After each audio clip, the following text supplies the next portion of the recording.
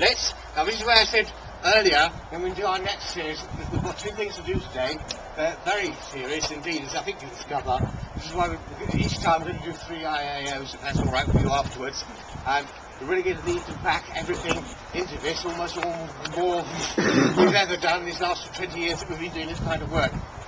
I'll tell you why. Firstly, it's my sad duty to report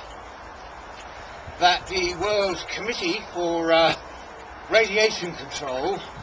has released findings on the amount of atomic dust that's been distributed in the Earth's atmosphere since the end of the last World War,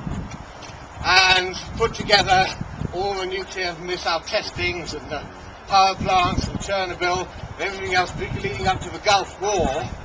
The situation is now that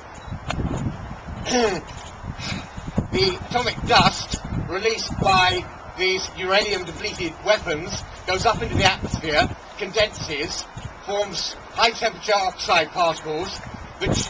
turn into a poison gas that is blown around the planet in about 2 or 3 weeks.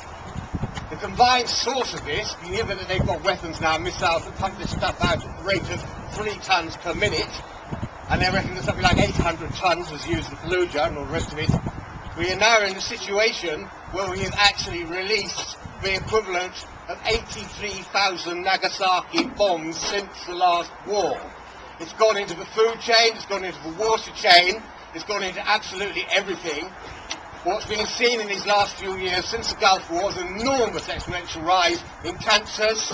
and in diabetes and many other related types of illness. And the worst thing of all has been a colossal downer on the fertility rate. Infertility has risen absolutely enormously around the globe. Whether you see this as part of some sort of weird depopulation exercise, and there are those in the States and elsewhere that have written on these themes, that they intended to do this sort of thing,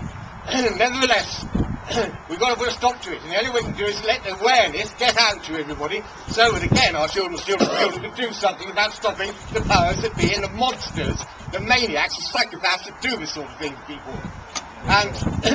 it needs, also you should know, that the owners of most of the world nuclear industry are the City of London, and they're bankers of Rothschilds, they're also bankers of Queen,